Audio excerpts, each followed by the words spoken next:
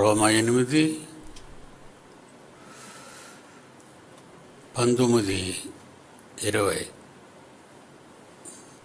21.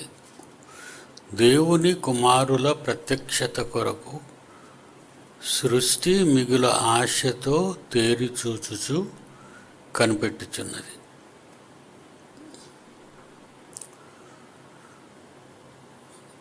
ప్రపంచంలో ఉన్న 800 కోట్ల మంది దేవుని కుమారులే. ఆదాము నుండి వచ్చిన వాళ్ళంతా కూడా వాళ్ళ కోసం సృష్టి మిగులు ఆశతో తేరు చూచుచు కనిపెట్టుచున్నదా అంటే కాదు. పోయిన వారం చెప్పుకున్నాం. యేసుక్రీస్తు వలె దేవుని ఇష్టాన్ని భూమి మీద తనకిచ్చిన 33 సంవత్సరాల ఆయుష్కాలంలో తండ్రి ఇష్టాన్ని నెరవేర్చిన వారినే ప్రకృతి మిగుల తేరి చూచుచు కనిపెడుతుంది. జాగ్రత్తగా ఇదే మీ మైండ్లో పెట్టుకోవాలి. ఈరోజు క్రైస్తవులు గుడులకు వెళ్ళిపోతారు, ప్రార్థనలు చేసేస్తారు, కానుకలు ఇచ్చేస్తారు. ఇదిగో ఇప్పుడు 40 దినాలు శ్రమల దినాలు అంటారు. శ్రమల దినాలు అంటే యేసుక్రీస్తు వారు 40 దినాలు సిలువకు ముందు కష్టపడతారు. ఆయన్ని హింసిస్తారు. అది జ్ఞాపకం చేసుకోండి. ఆయన శ్రమలు పడుతుంటే వీళ్ళు ఇక్కడ ప్రార్థనలు చేస్తుంటారు. ఆయన శ్రమలు పడి 2024 సంవత్సరాలైంది శ్రమలు పడైన. ఆయన శ్రమలో తండ్రి కోసం పడ్డాడు, తండ్రి ఇష్టాన్ని నెరవేర్చాడు, మంచి కుమారుడు అనిపించుకున్నాడు, తండ్రి కుడి పార్శ్వాన కూర్చున్నాడు, కుడి ప్రక్క కూర్చున్నాడు.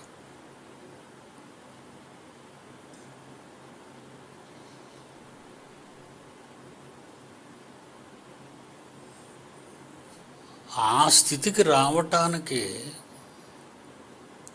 తండ్రి ఇష్టాన్ని నెరవేర్చాలి. తండ్రి ఇష్టాన్ని నెరవేర్చేవారే పరలోకానికి వెళతారు. లేకపోతే అసలు వెళ్ళరండి, వెళ్ళరు.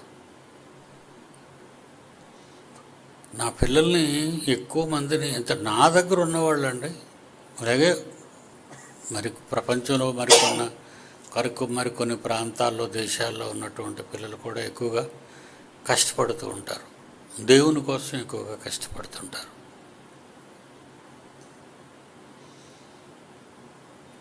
కష్టపడాలి. కష్టపడిన వారిని సృష్టి మిగుల ఆశతో తేరి చూస్తుంది. వాళ్ళే కనబడతారు. సృష్టి తేరి చూచుచు అంటే అర్థం ఏంటంటే మబ్బుగా కనబడటం లేదు, మసకగా కనబడటం లేదు. క్రిస్టల్ క్లియర్ అంటారు ఇంగ్లీష్లో. చక్కగా కనబడతారు. టీవీ చూసేటప్పుడు మబ్బుగా వచ్చిందనుకోండి, చూసి ఎంజాయ్ చేయలేము. క్లియర్గా రావాలి. స్క్రీన్ మీద బొమ్మ చూస్తున్నారు, అది క్లియర్గా ఉంది, మీకు క్లియర్ కట్గా క్లియర్గా కనబడుతుంది. మీకు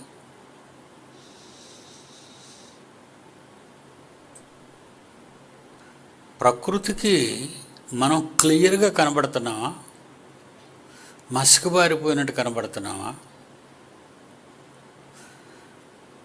క్లియర్గా కనబడకపోతే ఇంకెలా కనబడినా పోద్ది, మీరు కనబడకుండా పోతారు.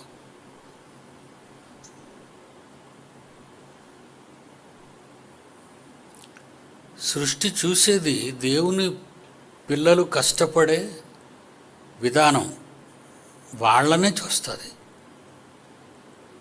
దేవదూతలు అండి. సృష్టి అంటే కోటాను కోట్ల మంది దేవదూతలు.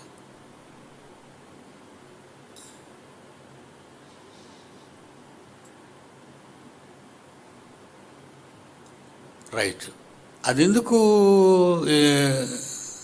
ఆశతో సృష్టి మిగులు ఆశతో తేరు చూచుచూ కనిపెట్టుచున్నది, మిగుల ఆశతో.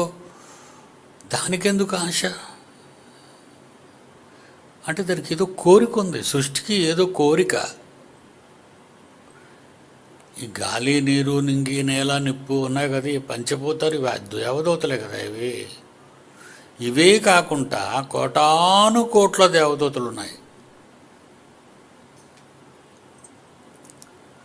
పోయిన వారం చెప్పు, మనిషి కోసం దేవుడు ప్రకృతిని చేసిన, పునాది వేసిన రోజునట దేవదూతలు, దేవుని కుమారులు అందరూ జయజయధ్వానాలు చేశారట. అంటే దేవుని పిల్లలు నివసించటానికి దేవునిలో నుండి భూమి మీదికి వస్తున్నారు అనే ఆనందం, సంతోషం.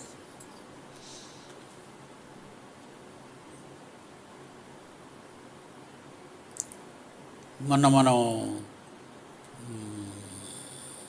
మూలరాయి వేశాం, శంకుస్థాపన అంటారు. అంటే రాబోయేది నా బుర్రలో ఉంది, మీ బుర్రలో లేదు. ఎలా కడతాను, ఎటుముఖ ద్వారాలు ఉంటాయి, ఎంత ఎత్తు ఉంటుంది, ఎంతవరకు కాంక్రీటు కాలమ్స్ వేస్తాం, ఎంతవరకు ఐరన్ వాడతాం, అది ఏ రూపంలో కనబడుతుంది, ఇవి మీకు తెలీదు, నా బుర్రలో ఉంది. అక్కడ వాళ్ళకు తెలుసు, ఇక్కడ నాకు తెలుసు అది ఎలా కట్టాలనేది.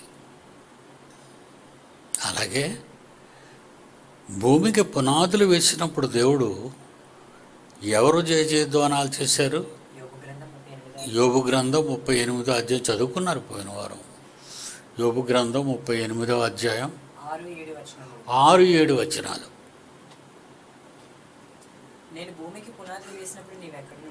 దేవుడు అడుగుతున్నాడు యోబుని, నేను భూమికి పునాదులు వేశాను కదా నాన్న, అప్పుడు నువ్వు ఎక్కడున్నావురా అన్నాడు. కొడుకుని అడుగుతున్నాడు.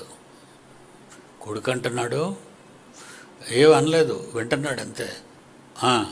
దాని మీద పరిమాణపు కొల వేసిన వాడు ఎవడో చెప్పుము. కొలత, ఎత్తెంత, నిలువెంత, గుండ్రం ఎంత, ఏ యాంగిల్లో ఉండాలి, అది ఏ యాంగిల్లో తిరగాలి, దాని పరిమాణం ఎంత, దాని స్తంభముల పాదులు, దాని స్తంభముల పునాదులు దేనితో కట్టబడినవో చెప్పుము. దేనితో కట్టబడిన పునాదులు, కింద రాయి ఉంటుంది, పైకి వచ్చేసరికి అందమైన బ్రిక్ వాల్, అందమైన గోడలు. తర్వాత ఉదయ నక్షత్రములు ఏకముగా కూడి, ఉదయ నక్షత్రములు ఏకముగా కూడి, దేవదూతలు అండి పాడినప్పుడు దేవదూతలందరూ ఆనందించి, దేవదూతలందరూ ఆనందించి. ఎంతమంది దేవదూతలు ఉంటారు? కోట్లు. మూలరాశిని వేసేటప్పుడు కోట్ల మంది వచ్చారట. మనకి మూలరాశిని వేసినప్పుడు మన పిల్లలు కూడా ఉన్నారు చుట్టూ, వాళ్ళకే తెలుసు. ఇంకొక 40-50 ఏళ్ళకి మేము ఉండకపోయినా మీరుంటారు చిన్నవాళ్ళు. దీనికి అప్పుడు తాతయ్య పునాది వేశాడు, అప్పుడు మా నాన్న కూడా అక్కడ ఉన్నాడు. కొన్ని కోట్ల సంవత్సరాల క్రితం భూమికి ఆయన పునాదులు వేసినప్పుడు దేవదూతలందరూ ఆనందించి దేవుని పిల్లలు దీని మీద వస్తారట. దేవుడు తన పిల్లల్ని కానీ ఇక్కడే పెడతాడట, మన ఉన్న లోకంలో పెట్టడట. దేవుడు దేవుని పిల్లల్ని భూలోకంలో పెడతాడట, ప్రకృతి మధ్య. ఇవన్నీ తెలిసిన వారు కనుక, వాళ్ళు దేవదూతలు ఇవన్నీ తెలిసిన వారు కనుక సృష్టి ఎలా ఎదురు చూస్తుందట? దేవుని కుమారుల ప్రత్యక్షత కొరకు సృష్టి మిగుల ఆశతో తేరి చూచుచూ కనిపెట్టుచున్నది.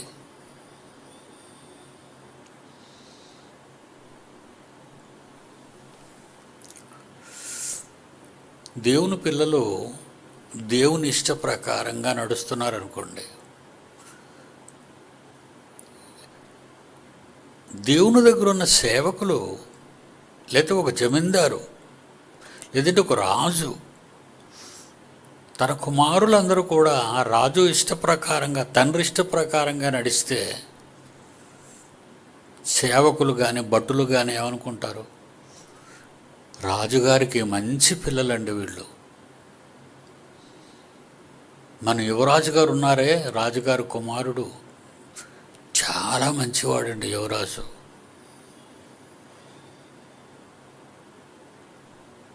మీకు అర్థమైందా? ఎలిజబెత్కి చార్లెస్ అనే కొడుకు పుట్టాడు. అదే క్వీన్ ఎలిజబెత్, ఇంగ్లాండ్. ఆడ ముఖం అది చూసారు ఎలాగుంటారో, కోతి కంటే బాగోడాడు. కోతే బాగుంటుంది. చక్కని ఒక అమ్మాయిని చేసుకున్నాడు, వదిలేశాడు. డయానా వదిలేసడం ఏమైనా చంపించేశాడు. ఇప్పుడు రాణిగారు కుమారుడు ఎలాంటివాడు, క్రూరుడు.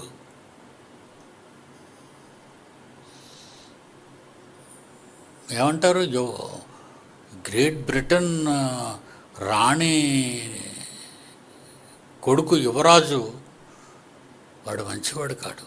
అలాగే పిల్లల గురించి పనివాళ్ళు మాట్లాడుకుంటారు.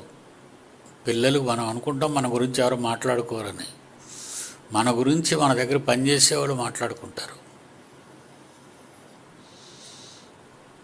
మనం మంచివాళ్ళమా చెడ్డవాళ్ళు, ఎందుకంటే మన దగ్గరే కదా ఉంటారు వాళ్ళు. మాట్లాడుకుంటారు. మీరు మాట్లాడుకుంటారు నా దగ్గర ఉన్న వాళ్ళ గురించి, మాట్లాడరా? ఫలానా ఆవిడ ఉంది, గంపండి బాబు అంటారు. ఫలానాది ఉందనుకోండి, తంటాలు మారండి బాబు అంటారు. ఫలానా ఉందండి, నిజంగా అండి దించిన ముఖం ఎత్తదండి, పెద్ద తరహాగా ఉంటుందండి, మంచిదండి. అది అలాగే దేవునికి పుట్టిన పిల్లల విషయంలో దేవదూతలు పనికి మాలిన వాళ్ళ గురించి అసలు ఆలోచించడమే లేదండి, వదిలేశారు. వాళ్ళు 800 కోట్ల మందిని వదిలేశారు. ఏదో ఎక్కడో అక్కడక్కడ కలుపుకుంటే మన వాళ్ళందరూ కలిసి కొన్ని వందల మంది, అంతకంటే ఎక్కువ ఉండరు అనుకుంటానండి, కొన్ని వందల మంది వాళ్ళ గురించి మాట్లాడుకుంటారు. దేవుని కుమారుల ప్రత్యక్షత కొరకు సృష్టి మిగుల ఆశతో తేరి చూచుచు కనిపెట్టుచున్నది. ఎందుకబ్బా దేవుని పిల్లల గురించి కనిపెడుతుంది? దీనికి ఏమైనా పని వాళ్ళకేమైనా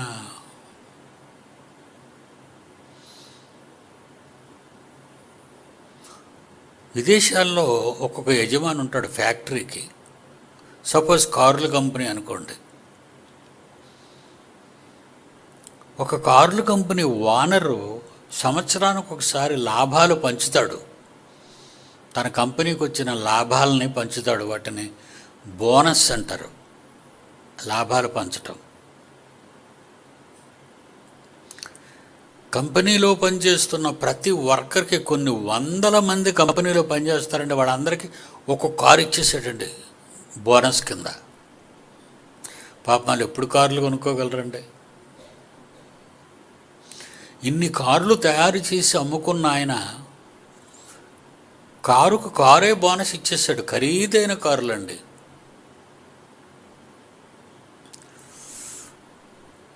ఒకవేళ దేవదూతలు అలాంటి ఆఫర్స్ గురించి ఏవైనా కనిపెడుతున్నాయా?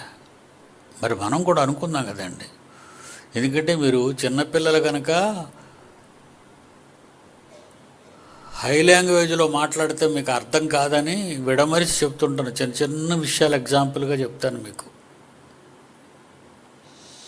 దేవదూతలు మిగులు ఆశతో, ఏంటబ్బా వీళ్ళకి ఆశ? మనకు దేవుని కుమారుల మీద ఆశ, అది దేవుని కుమారులలో ఇష్టులైన వారి మీద ఆశ. మీలో ఎవరిని దేవదూతలు చూసి పొంగిపోతున్నాయో నాకు తెలియదు. ఎవరిని చూసి పొంగిపోతున్నాయో మీకే తెలుసు, ఎందుకంటే మీ క్యారెక్టర్. బూతులాడేవాళ్ళు, చాడీలు చెప్పేవాళ్ళు, అనుమానించుకు తిరిగేవాళ్ళు, చెడ్డ మాటలు ఆడేవాళ్ళు, చెడ్డ పనులు చేసేవాళ్ళు. మీరు లెక్కేసేసుకోండి, మీరు కనబడరు. ఉన్న ఫ్యాక్ట్ మీకు చెప్పాను. మీరు నమ్మినా నమ్మకపోయినా ఎవడు చెప్పడు ఇలాంటివి. మీరు దేవదూతలకు కనబడరు, ఎందుకంటే చెడిపోయారు. మీరు చెడిపోయారు. ప్రపంచం అంతా చెడిపోయింది. వదిలేయండి, 800 కోట్లు చెత్త పోయింది. పూర్ణ మార్కెట్లోకి వెళ్ళి చూడండి, కాయగూరలు చక్కగా కనబడతాయి. ఏమండి, ఈ చెత్త పారేసే ప్రాంతాల దగ్గరికి వెళ్ళండి, చెత్తను ఎక్కడ షాపుల్లో పెట్టరు, ఊరికి దూరంగా తీసుకెళ్ళిపోతుంటారు. మేము ఎప్పుడు మోదవలసి వెళ్ళినా ముందున ఒక చెత్తల్లారి వెళ్తుంటుంది. ఎక్కడో ఊరికి దూరంగా పారేస్తారు. కంపు, హాస్పిటల్లో వాడిన ఇంజక్షన్లు కానివ్వండి, రక్తం అంటుకున్న దూది కానివ్వండి, బట్టలు కానివ్వండి, ఏదై అన్నీ పారేస్తుంటారు వాళ్ళు తీసుకెళ్ళి. అక్కడికి ఎవరు వెళ్తారు? రే మన విశాఖపట్నం చెత్తలు చూద్దాం రా అంటాడు ఎవడైనా? ఏంటండి ఇక్కడ ఇంత కంపు వచ్చేస్తుందని మనమే అంటాం పొరపాటున అటు వెళ్ళినా.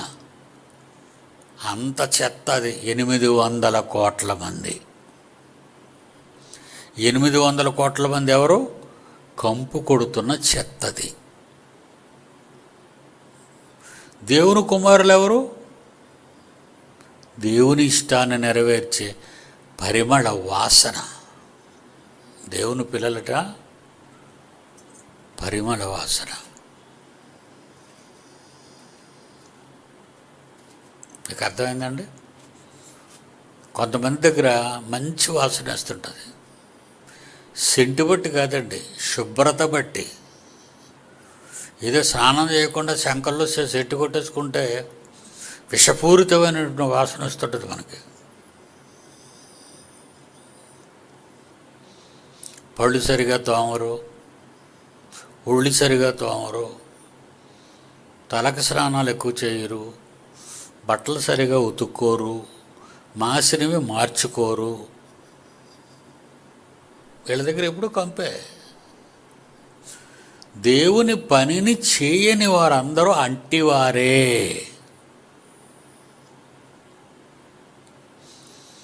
దేవుని పని చేయాలి, నువ్వు పని చేస్తేనే బాగుంటుంది.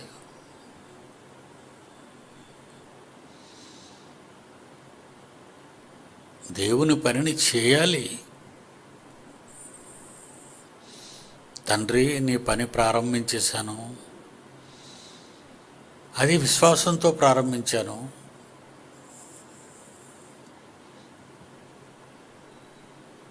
ఇన్ని కోట్లు ఎలా తేగలను?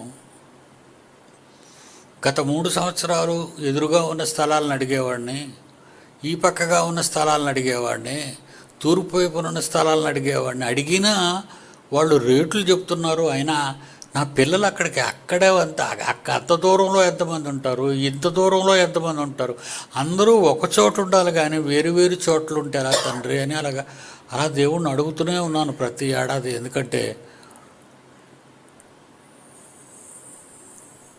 ఎయిర్పోర్టు దగ్గరికి వచ్చేస్తుంది. భోగాపురం విమానాశ్రయానికి దారి అని మీకు కనబడుతుంది మీరు వెళ్తుంటే. మన పక్కనే కదండి అది. ఎయిర్పోర్ట్ ఎదురుగుండా ఒక ఊరు ఉంటుంది. ఏ ఊరో తెలుసా మీకు? వంతెన దిగ్గానే, ఇటు నుంచి వెళ్ళేటప్పుడు వంతెన దిగ్గానే ఒక పక్కన ఒక ఊరు ఉంటుంది, రైల్ ట్రాక్ పక్కనే. అటు రైల్ ట్రాక్, ఇటు ఎయిర్పోర్టు మధ్యలో ఉంటారు వాళ్ళు. అంత దగ్గరగా ఉన్నప్పుడు మనం ఎయిర్పోర్ట్కి మన స్థలం.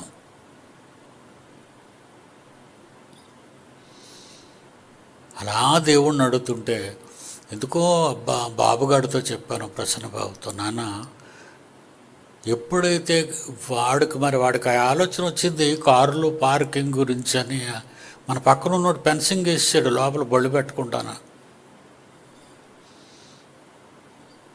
నాయనా వీడు ఫెన్సింగ్ వేసాడు, లోపల మనం బస్సులు కానీ కార్లు కానీ ఏమి పెట్టలేం కదా, మోటార్ సైకిల్ అవి.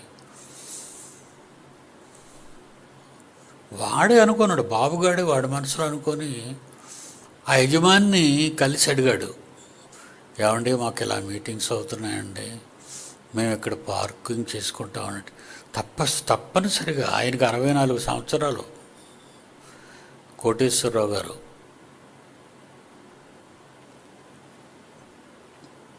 తప్పనిసరిగా పెట్టుకోండి బాబు అన్నాడు. ఎప్పుడైతే ఆ మాట నాతో చెప్పాడో ప్రసన్నబాబు, నాయన వెనకున్న స్థలం కొంచెం ముక్క, అదంతా కలిపితే 7-8 ఎకరాలు అతంది. మనల్ని ఆనుకొని ఉన్న ముక్క ఉంది నాయన, ఒకటే అడుగునైనా ఇస్తాడేమో అన్న. ఒక స్వీట్ ప్యాకెట్ కొనుక్కొని కార్ల కోసం ఇచ్చినందుకు థ్యాంక్స్ చెప్పడానికి ప్రసన్నబాబు వాళ్ళ ఇంటికి వెళ్ళాడు. అప్పుడు అడిగాడు ప్రసన్నబాబు, తప్పనిసరిగా బాబు, తప్పనిసరిగా తీసుకోండి, ఇస్తాను. మీకు ఎంత కావాలా, ఎక్కడ కావాలి, మీకు ఎక్కడ కావలిస్తే అక్కడ ఆ స్థలంలో ఇస్తాను, ఎంత కావలిస్తే అంత. అంటే సార్ మా వెనకాతలే ఉందండి, అదే మీరు వెళ్ళింది మొన్న, అది ఇవ్వండి సార్. అలాగే బాబు, మార్కెట్ వాల్యూ ఇవ్వండి అన్నాడు. నేను ఒక ఎకరం 1,90,00,000 కొన్నాను. అక్కడ పెద్ద పెద్ద షెడ్లుండే పడిపోయి,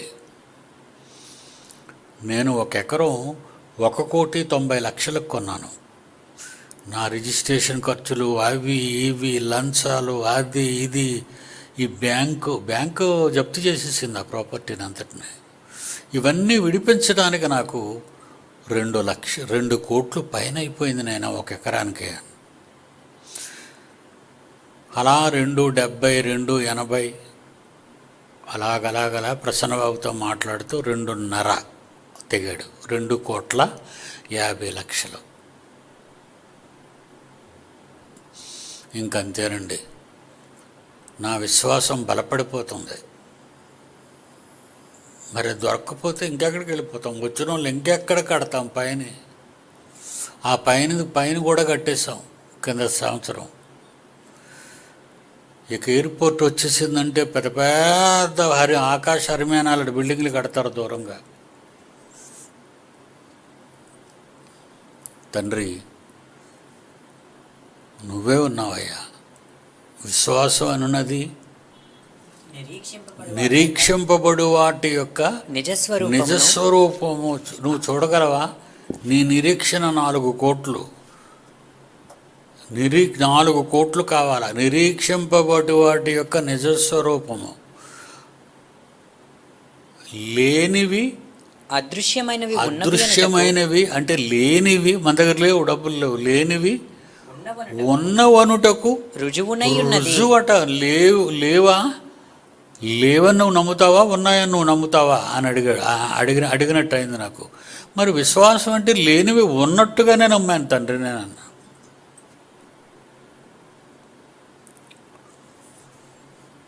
రెండు కోట్లు రుణవానండి, ఏదో అనండి, మనకు 100 అడిగితే ఎవడెవడు, 1000 అడిగితే ఎవరెవరు అప్పు. ఏమండి, మీలో ఎవరైనా నాకు అప్పిస్తారా? నన్ను అప్పులు అడుగుతారు, అంతే కదా. మీ పప్పులు ఎక్కడ బయట ఉడకో నన్ను అడుగుతారు. నేను వడ్డీ తీసుకోను కదా, నేను డబ్బులు ఉన్నప్పుడు అలా అడగండారు ఇస్తాననేవాడిని. ఇప్పుడు నేను అడుగుతున్నాను అందరిని, నాన్న పిల్లలు పంపించండి అంటే పిల్లలు పంపుతున్నారండి.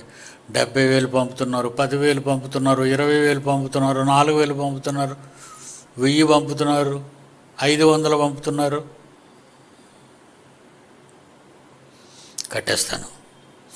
కట్టేస్తాను ఇక ధైర్యం వచ్చేసిందండి.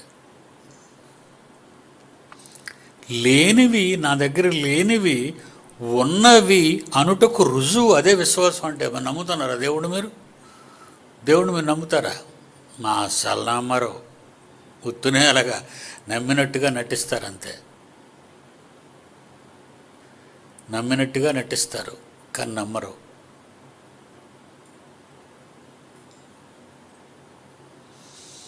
2 కోట్లు పే చేశాను, మీ అందరికీ పంపించాను వాట్సాప్లో. ఏది దాచనండి నేను. 2 కోట్లు ఇచ్చేసాను. ఇంకా 170 1,70,80,80 వరకు ఉండాలి. ఒక్క రిజిస్ట్రేషన్ స్టాంపులు ఖర్చులు ఎంత తెలుసా? 20 లక్షలు. 20 లక్షలు మనం ఒక ఇల్లు కొనియచ్చు. రిజిస్ట్రేషన్ ఆఫీసులో స్టాంప్ ఖర్చులు, రిజిస్ట్రేషన్ ఖర్చులే 20 లక్షలు. ఉన్నవనుటకు రుజువు ఎక్కడుంది? విశ్వాసం, మన నమ్మిక, మన మనస్సు. నమ్ముట నీ వలననైతే దేవుడు అన్నమాట అండి బాబు. నేనంటే నమ్మకండి, మీరు నాతో అన్నా నేను నమ్మను.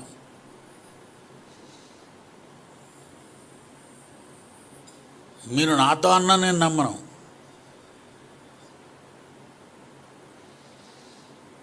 దేవుడు నమ్ముతున్నావా? నమ్ముతున్నాను. పని ప్రారంభించన్నాడు. పని ప్రారంభించానండి. విశ్వాసాన్ని బట్టి పని ప్రారంభించాను. బ్యాంకులో బ్యాలెన్స్లు నిల్లున్నాయి. మా పంతులు గారిని అడుగుతున్నాను, ఎంత ఉందిరా బ్యాంకులో అని. 10 లక్షలు ఉంటాయి. 10 లక్షలు ఉంటే ఎలారా కడతాం? ఈయన దగ్గర ఈయనకు 1,70,80,80 ఉంది. నువ్వెందుకు పని ప్రారంభించు? విశ్వాసం చెప్తుంది. నా విశ్వాసం దేవుని కుమారుల ప్రత్యక్షత అంటే అదేనండి. నువ్వు విశ్వాసివా? అబ్రహాంని అన్నాడు, నువ్వు లేచిపో, నువ్వు పద అన్నాడు. పాపం అబ్రహాం గారు, ఎక్కడికి వెళ్ళమంటావు దేవుడా? అప్పటికి దేవుడు అనేవాడు ఉన్నాడని, ఆయన మనుషులతో మాట్లాడతాడని అసలు ప్రపంచ మానవాళికి తెలియదండి. అబ్రహాము కాలం నాటి కల్దీ దేశంలోని ఆ పరిస్థితులు బట్టి కనబడినవాడు దేవుడని, మాట్లాడుతున్నవాడు దేవుడని, ఎక్కడికి ఎందుకు అని అడగకుండా, శారా లేమ్మా సర్దుకో. తమ్ముడు కొడుకున్నాడు కదా లోతు, రే నాన్న నువ్వు కూడా నీ భార్య పిల్లలందరినీ సర్దుకో, పదండి మనం వెళ్ళిపోతాం, దేవుడు ఎక్కడికో వెళ్ళమంటున్నాడు అని ఎక్కడికో తెలియక బయలుదేరాడండి. కనాన్ దేశం తీసుకొచ్చాడు. ఆయనకి ఇచ్చిన మాట అది నెరవేరటానికి అబ్రహాం, ఇస్సాకు, యాకోబు వీళ్ళందరూ చచ్చిపోయారండి. పూర్వీకులందరూ చచ్చిపోయారు.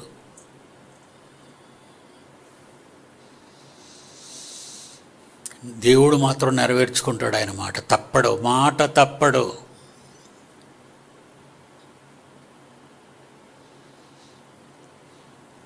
ఇంతకీ సృష్టికి దేవుడి దగ్గర ఉన్నోళ్ళు మనం అంటే విశ్వాసం మనదే. మనం అంతా విశ్వాసులు అని చెప్పుకుంటా కానీ విశ్వాసం లేనివాళ్ళు మనం. అర్థమైందా? మనం విశ్వాసం అని చెప్పుకుంటాం, మనకు విశ్వాసం లేదు. నిజంగా చెప్తానండి, విశ్వాసము లేకుండా దేవునికి ఇష్టుడయుండుట అసాధ్యం. హెబ్రీ 11:6. విశ్వాసము లేకుండా దేవునికి ఇష్టుడయుండుట అసాధ్యం. దేవుని యొద్దకు వచ్చే ఎవరైనా ఆయన ఉన్నాడని, ఆయన నువ్వు చూడకపోయినా ఉన్నాడని, తన్ను వెదుకు వారికి ఫలము దయచేయువాడని నమ్మవలెను కదా. ఇటు వెదికే వాళ్ళకి ఇచ్చేస్తాడా? ఇచ్చేస్తాడు. వెదికే వాళ్ళకి ఇస్తాడండి ఆయన. మరి నువ్వు వెతకు.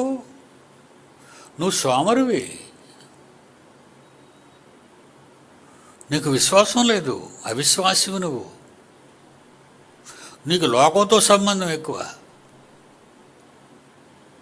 నా భార్య సరిగా నాతో ఉండటం లేదని బాధ భర్తలకి, మా భర్తలు సరిగా నన్ను చూడటం లేదని భార్యలకి, పిల్లలు మా మాట వినటం లేదని తల్లిదండ్రులు వీళ్ళేమి తల్లిదండ్రులు రా బాబు ఇలాంటి కడుపును పుట్టాం చెడబుట్టాం అనుకుని బాధపడే పిల్లలు, ఇలా ఎప్పుడు చూస్తున్నా కుటుంబ తగాదాలు, లోకంలో ఉన్న సంగతులు, బంధువర్గాలు, అమ్మలు నాన్నలు అక్కలు అప్పలు, ఎప్పుడు చూసినా ఈ గొడవే కదండి మనకి. అంతేనా? తినకుండవు, ఇంట్లో తినకుండవు. ఈవేళ మనకు ఖాళీ దొరికింది, అలా మన చుట్టాలు ఇంటికి వెళ్ళి వచ్చేద్దాం అంటాడు. ఇది మీదన వేసుకోవడానికి వెళ్ళినాయి. ఇంట్లో కూర్చో ప్రార్థన చేసుకోలేవా? బైబిల్ చదువుకోలేవా? పాటలు పాడుకోలేవా? ఈవెన్ దేవుని గురించి ఆలోచించలేవా? ఆడవాళ్ళు వచ్చావు అందాక. డాడీ ముందు ఎవరిలో పుట్టింది ఇది? సువార్త చెయ్యాలి. మేమున్న ప్రాంతంలో మేమున్నటువంటి మా ఏరియా అంతట్లో కూడా ఆడవాళ్ళందరం వెళ్ళి సువార్త చేస్తాం డాడీ. సువార్త చేయాలని ఆలోచన ఎవరిలో పుట్టిందో చెయ్యొద్దండి.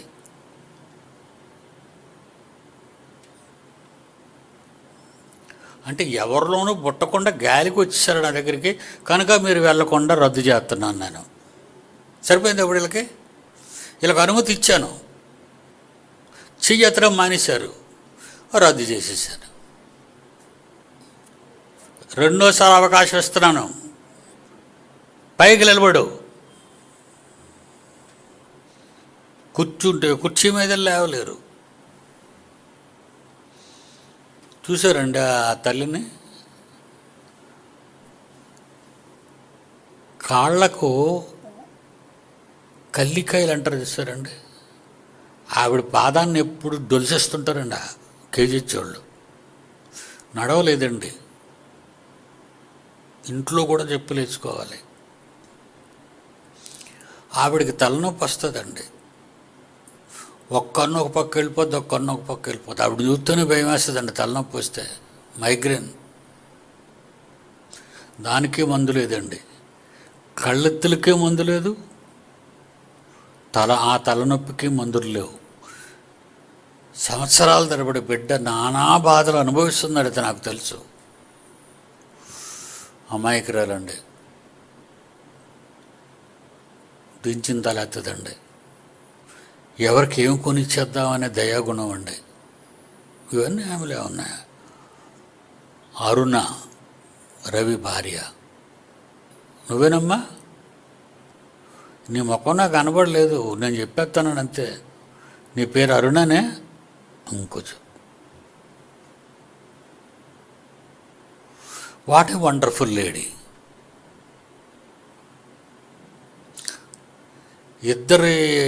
ముగ్గురు ఆడ నాయకుల్ని ఒప్పించి, నేను డాడీని అడుగుతాను, మనం సువార్తకి వెళ్దాం సోమవారం మంగళవారం. నడవలేని ఆవిడ, తలనొప్పితో బాధపడుతున్న ఆవిడ, మా ఊరంతా సువార్త చేద్దామనే ఆలోచన వచ్చింది. దేవుని కుమారుల ప్రత్యక్షత.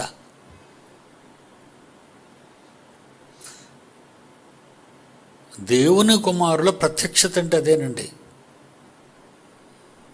అలాగే మన దగ్గర ఇద్దరు ఆడవాళ్ళు ఉన్నారు,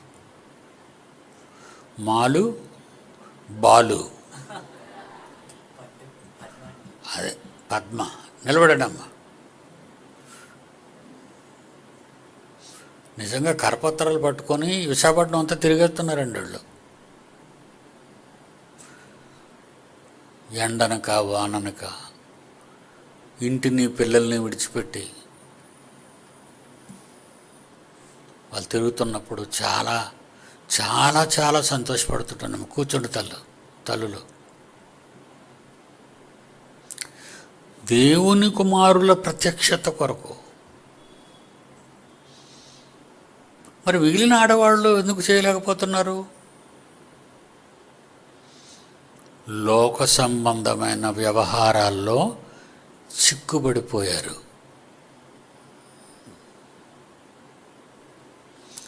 మా ఇంట్లో ఇస్త్రీ పెట్టలేదని ఒకరు, మా ఇంట్లో దువ్వెన లేదని ఒకరు, అద్దం లేదని ఒకరు, డ్రెస్సింగ్ టేబుల్ లేదని ఒకరు, డబల్ కాట్ లేదని ఒకరు, గృహ పరికరాల కోసం ఆలోచించే ఆడవాళ్ళు, బంగారాల కోసం ఆశపడే ఆడవాళ్ళు, సుఖ సంతోషాల కొరకు ఊరి మీద తిరగాలనుకునే మగవాళ్ళు, వీళ్ళు దేవుని కుమారులు గారు, కనబడని వారు. ఇప్పుడు ఈ చెప్పిన వాళ్ళు ఎగ్జాంపుల్స్ మీకు కనబడేవాళ్ళు.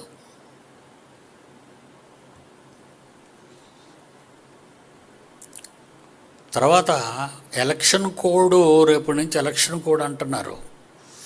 వీళ్ళు తిరగొచ్చో తిరగకూడదో మీరు ఒకసారి ఎవరినైనా పెద్దవాళ్ళని కనుక్కోండి అమ్మా. రేపటి నుంచి ఎలక్షన్ కోడ్. 50,000 కంటే చేతిలో ఎక్కువ పట్టుకొని వెళ్తే మిమ్మల్ని డబ్బుతో పాటు మూసేస్తారు, జాగ్రత్త. ఎందుకంటే లంచాలు ఇస్తారు ఓట్లు కొనడానికని పట్టుకుంటారు, చెక్కింగ్లు అవి ఉంటాయి. మీ చేతిలో బ్యాగ్ ఉందంటే బైబిల్లోనూ పట్టుకుంటారు డబ్బులేమో అని. దేవుని పిల్లలారా, దేవుని కొరకు పనిచేసి దేవుని కొరకు విశ్వాసంతో బతికేవాళ్ళు వీళ్ళంతా. వీళ్ళ కోసం సృష్టి మిగుల ఆశతో తేరు చూచుచూ కనిపెట్టుచున్నది. ఎందుకట? అసలు టాప్ పాయింట్ అదే. కిందకి వెళ్దాం. ఏలయనగా 20వ వచనం.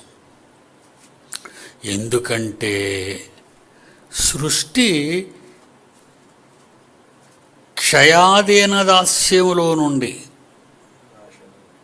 అది సాంస్క్రిట్, ఇది తెలుగులో కరెక్ట్గా చదువునైనా, నాశనమునకు లోనైన నాశనమునకు లోనైన దాస్యములో దాస్యము. అంటే ఇప్పుడు భూమట, ప్రకృతట నాశనం అయిపోవడానికి వెళ్ళిపోతుంది. అది మనందరికీ తెలిసిన నిజం, జాగ్రత్తగా వినాలి. నాశనం అయిపోవడానికి వెళ్ళిపోతుంది. నాశనమునకు లోనైన దాస్యము. ఇకపోతే దుష్టులు, దుర్మార్గులు, కీచకులు, కిరాతకులు, నరహంతకులు, దేవాంతకులు ఉన్న ఈ భూమి మీద అవి సకల పరిచర్యలు అందిస్తున్నాయి. సూర్యుడు ఉదయిస్తున్నాడు, బాధతో ఉదయిస్తున్నాడు. చంద్రుడు వెన్నెలు కురిపిస్తున్నాడు, బాధతో. ఈ దౌర్భాగ్యులకి ఎందుకు వెన్నెల రాత్రులనే? నీరు వర్షం పడుతూనే ఉంది మీ నదుల్లోకి, చెరువులు నింపడానికి. ఈ కిరాతకులకి, దుర్మార్గులకి తండ్రి అంటే భయం లేని, తండ్రే తెలియని ఇలాంటి కిరాతకులుగా నేను వీళ్ళకి సాయపడాలా? వీళ్ళకి ఇలా నింగి, నీరు, నిప్పు, నేల, ఈ ప్రకృతి అంతా కూడాట ఏమవుతుంది? నాశనం అయిపోయే ముందు మేము నాశనం అయిపోతున్నాం. వీళ్ళకి చేసి మమ్మల్ని నాశనం చేసేస్తున్నారు. ప్రకృతిని, ఎయిర్ పొల్యూషన్, గాలిని పాడు చేసేస్తున్నారు, నిప్పును పాడు చేసేస్తున్నారు, నేలను పాడు చేసేస్తున్నారు, ప్రకృతిని పాడు చేసేస్తున్నారు వీళ్ళ ఫ్యాక్టరీలు, వీళ్ళ మాయా వ్యాపారాలు, వీళ్ళ దగాలు, వీళ్ళ దోపిడీలు. ఎవడు స్వార్థం కోసం వాడు ప్రకృతిని సర్వనాశనం చేస్తున్నాడు. పల్లెటూరులో ఫ్యాక్టరీ కడతాడు. ఇక్కడ ఫ్యాక్టరీ వస్తే మీ విలేజ్లో ఉన్న వాళ్ళందరికీ ఒక దగ్గర 3,000 మందికి ఉద్యోగాలు వచ్చేస్తాను. కానీ అమాయకులు కదా పల్లెటూరులో, అయ్యో బాబు ఉద్యోగాలు వచ్చేస్తాయి, అయితే మేము పొలాలు దున్ననవసరం లేదు అని అందరూ సంతకాలు పెట్టి ఇచ్చేస్తారు, మీరు ఇక్కడ ఫ్యాక్టరీ కట్టుకోవచ్చు అని. ఆ తర్వాత కింద నుంచి భయంకరమైన నీరు వదులుతుంటాడు. కింద నుంచి యంత్రాల్లో కూడా అక్కడ వాడుతున్న, ఫ్యాక్టరీలో వాడుతున్న వేస్ట్ వాటర్, మనం వాడుకున్న నీరే కుళ్ళు కాలువ అమ్మడి వెళ్తుంటే కుళ్ళు కొంపని ముక్కు మూసుకుంటామే.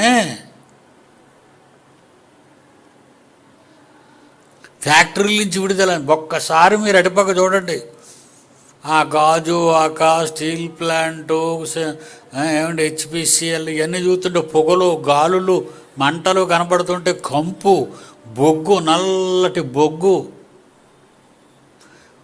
వాతావరణ కాలుష్యం. గాలి పాడైపోయింది, నీరు పాడైపోయింది, నిప్పు పాడైపోయింది, నేల పాడైపోయింది. వాళ్ళ స్వార్థ లాభాల కోసం అమాయకులైన ప్రజలను మోసం చేసి వాళ్ళు ఫ్యాక్టరీలు కట్టుకుంటారు. ఇంతకీ కట్టే వాళ్ళందరూ ఎవరు? ఈ ఎమ్మెల్యేలే, ఎంపీలే. వీళ్ళకి ఓట్లు వేయకండి. నేను ఇందాక అదే చెప్తున్నాను, ఎవరికైనా ఓటు వేయకండి. ఎందుకర్రా ఇంట్లో నుంచి బయటకు వెళ్ళం, అక్కడ కానీ తన్నుకుంటే అందరు కలిసి మిమ్మల్ని తన్నేస్తారు. అక్కడ మా వాడు చాలా సరదా పడుతుంటారు కొంతమంది, ఓటేసేస్తాం మేము. ఓటేసేస్తావా? అందరూ దొంగలేనండి, పలానా వాడు మంచోడు అంటారా? జగన్ గారు వెంకటేశ్వరుడు తాలూకా బట్టలు పట్టుకొని బుర్ర మీద పెట్టుకొని వెళ్తుంటాడు తిరుపతి. మంచోడు జగన్ట, మంచోడే, నీకు అన్నం పెడుతున్నాడు మంచోడు, డబ్బులు ఎత్తున్నాడు, తల్లోడి, నాన్నోడి, అమ్మఒడి, పిల్లఒడి. ఈ ఒడుల్లో డబ్బులు వేస్తాడని డబ్బులు కక్కుర్తిపడి నా దృష్టిలో మంచోడు కాడు. దైవభీతి లేని ప్రతి ఒక్కడు చెడ్డవాడే, దేవుణ్ణి నమ్మని ప్రతివాడు చెడ్డవాడే, అవసరాల కోసం పదవులను వాడేవాడు చెడ్డవాడే. మసీదుకి వెళ్తాడు, ఇసురు గారితో విసిరించుకుంటాడు నాయకుడు నిలబడే ముందు. హిందూ దేవాలయానికి వెళ్తాడు, టోపీ పెట్టించుకుంటాడు మంత్రాలన్నించి. క్రైస్తవ దేవాలయానికి వస్తాడు, సిలువ గుర్తు చేసుకుంటాడు, ప్రార్థన చేయమంటాడు. వాళ్ళు అలాంటి వాళ్ళు కోట్లు వెళ్తారా మీరు? మాకు అమ్మఒడి ఇచ్చాడు, శంఖ ఇచ్చాడు, మెడ ఇచ్చాడు, తొడిచ్చాడు అనుకొని బాబ్బా ఏం ఆడవాళ్ళరా నాకు చెప్తున్నారంటే పాఠాలు మతిపోయింది నాకు. అమ్మో మా వాళ్ళు ఇంత జ్ఞానులు అయిపోయారా అని.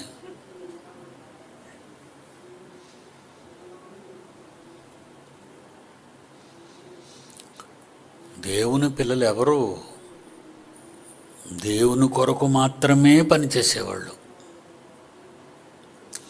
సృష్టి ఏం కావాలి? మిమ్మల్ని కోరుకోవట్లేదు. మేము నాశనం అయిపోతాం తండ్రి. చివరి బిట్టు చెప్పి వచ్చేవాను ఎక్స్ప్లెయిన్ చేస్తాను. సృష్టి దేవుడి దగ్గరికి వచ్చి నమస్కారం పెట్టింది. దానిలో ఉన్న పరమార్థం చెప్తున్నాను మీకు. సృష్టి అంతా తండ్రి దగ్గరికి వచ్చి నమస్కారం పెట్టింది. ఏంటి చెప్పండి అని తండ్రి అడిగాడు. ఏంటి చెప్పండి, ఏం కావాలి మీకు? మీరు కోప్పడకపోతే మాదొక చిన్న మనవి, చెప్పండి. మీరు కన్న పిల్లలందరూ పాడైపోతున్నారు. అందులో కొందరు మాత్రమే మేము మిగులు తీరు చూచి కనిపెట్టాం, కొందరే ఉన్నారు. వాళ్ళకైనా మరి మీరు పరలోకం ఇవ్వాలి కదా. అవును, ఇవ్వాలి. ఆ పరలోకంలో మేము మీ పిల్లలకు సేవ చేసే అవకాశం ఇప్పించండి. ఏ పిల్లలకి? భూమి మీద ఏ పిల్లలైతే మీకిష్టులుగా బ్రతికారో వాళ్ళని పరలోకం తీసుకొచ్చేస్తారు. పరలోకంలో భూమిలా, నింగిలా, నీరులా, మంటలా మేము ఎలాగైతే సహాయపడ్డామో, పిల్లలకి సేవలు చేసామో పిల్లలకి, అలాగే మీ పిల్లలైన ఉత్తములైన పిల్లలకు మేము సేవ చేసే భాగ్యం మాకు పరలోకంలో ఇవ్వవా తండ్రి? అదండి అవి కోరుకున్నాయి దేవుణ్ణి. అందుకే అన్నాడు దేవుడు,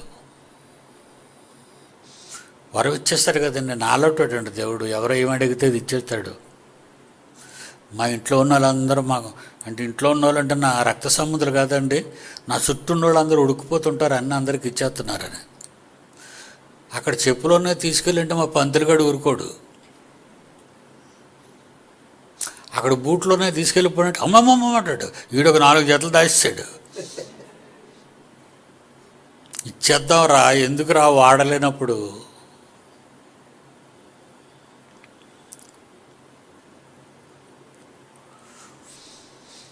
అందుకే దేవుడేమన్నాడో తెలుసా? ఓకే, మీకు వరం ఇచ్చేసాను, వచ్చే వారం ఎక్స్ప్లెయిన్ చేస్తాను మీకు. ఇది మీకు వరం ఇచ్చేసాను. అప్పుడు ఒక మాట బైబిల్లో పడేసాడు వాళ్ళకి ఇచ్చిన వరానికి. కొత్త ఆకాశము, క్రొత్త భూమి.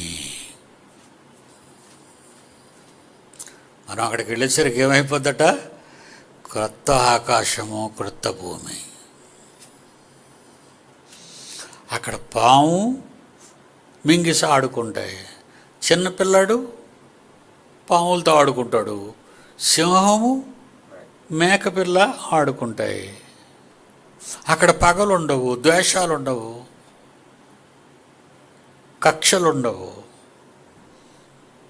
అలాంటి లోకంగా మీరు మారిపోతారు.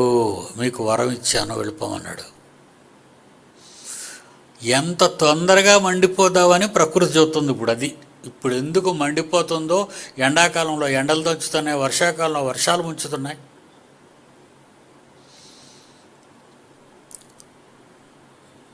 బెంగళూరులో నీళ్ళు లేవటండి, నీళ్ళు లేవట తాగడానికి.